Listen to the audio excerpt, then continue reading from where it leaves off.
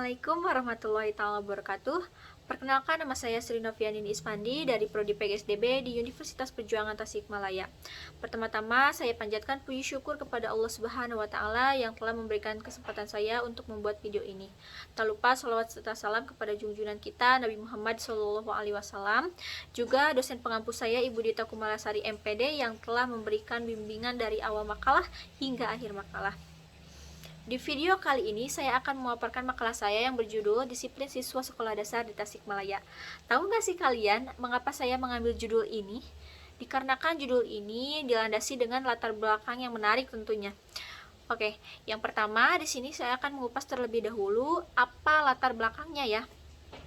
Tahu gak sih kalian kalau pembelajaran yang disampaikan kepada siswa SD haruslah secara disiplin.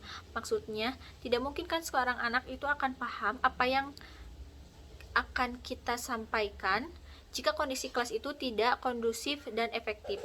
Dengan begitu, siswa haruslah terlatih agar menjadi suatu kebiasaan disiplin yang patuh terhadap kegiatan belajar mengajar. Tingkat kedisiplinan tidak akan tumbuh dengan sendirinya, melainkan perlu kesadaran diri, latihan kebiasaan, juga hukuman.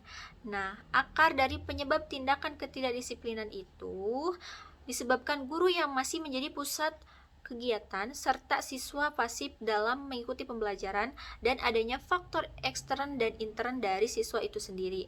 Untuk mengatasi hal tersebut, dilakukanlah cara guru agar siswa itu disiplin. Pada saat di sekolah, guru memberikan materi, lalu memberikan tugas, tetapi dibimbing dengan cara berbicara terus-menerus sehingga keterfokusan anak itu tidak terkecohkan dengan berbicara yang lainnya, tetapi dengan pengerjaan tugas yang akan diselesaikan. Dari latar belakang yang telah saya paparkan, timbullah pertanyaan. Yang pertama, apa sih itu pengertian disiplin? Apa saja faktor yang mempengaruhi disiplin? Dan bagaimana cara guru dalam mendisiplinkan kelas? Kita bahas satu-satu ya. Yang pertama, apa sih itu disiplin? Disiplin dapat diartikan sebagai ketaatan atau kepatuhan terhadap peraturan atau tata tertib.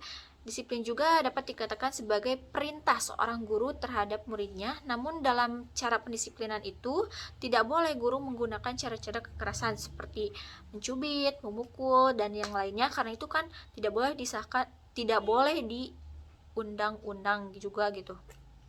Nah, kalian udah tahu kan pengertian disiplin itu apa?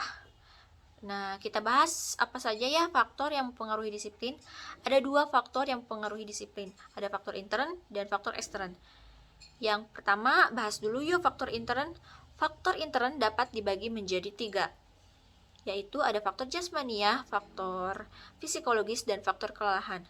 Faktor jasmania terbagi menjadi dua. Yang pertama ada faktor kesehatan, artinya anak didik itu tidak mungkin kan mempunyai disiplin tinggi ketika kesehatannya terganggu atau mempunyai penyakit.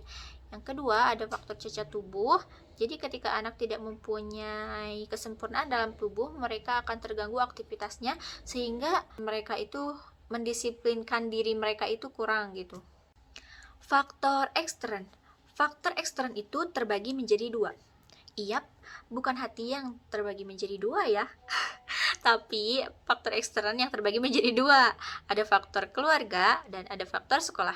Yang pertama, kita bahas satu dulu yuk, faktor keluarga. Keluarga merupakan pusat pendidikan yang utama, di mana seorang anak banyak menghabiskan waktunya di rumah, sehingga pendisiplinan menjadi suatu kebiasaan tingkah laku mereka di keluarga. Terus yang kedua, faktor sekolah juga mempengaruhi kedisiplinan loh, terutama guru dalam memberikan metode pembelajaran serta memberikan kecakapan terhadap siswa itu sendiri. Tetapi jangan khawatir ya, aku punya 4 cara yang bisa dilakukan agar pendisiplinan di kelas itu berlangsung. Yang pertama, guru membuat tata tertib terlebih dahulu beserta sanksinya agar murid yang melanggar peraturan dapat dilaksanakan dengan sanksi yang telah ditentukan. Yang kedua, guru harus ceria dan profesional ya. Artinya guru nggak boleh ya marah-marah, atau profesional itu dalam artian ketika guru mempunyai masalah di rumah tidak boleh dibawa ke kelas gitu. Yang ketiga adalah membimbing dan mengevaluasi dengan cara ketika guru memberikan tugas misalkan harus diarahkan secara berulang dengan sampai tuntas gitu, dan mengecek apakah anak-anak mengerjakan atau tidak gitu. Yang keempat yaitu mengapresiasi hasil kerja. Artinya, ketika sudah mengerjakan tugas, apresiasilah anak tersebut dengan memberikan sebuah nilai agar siswa itu senang dan termotivasi kembali untuk mengerjakan.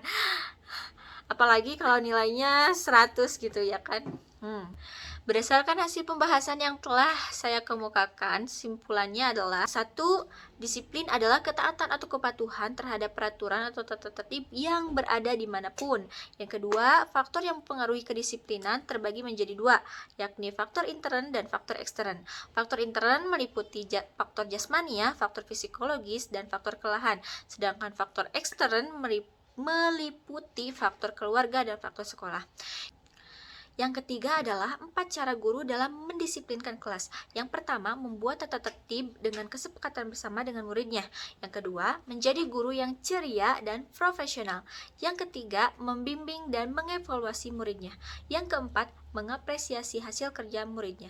Sejalan dengan simpulan yang telah saya kemukakan, saya menyarankan kepada guru atau pendengar hendaknya memahami pengertian disiplin, mengetahui faktor apa saja disiplin, dan menerapkan cara pendisiplinan kelas.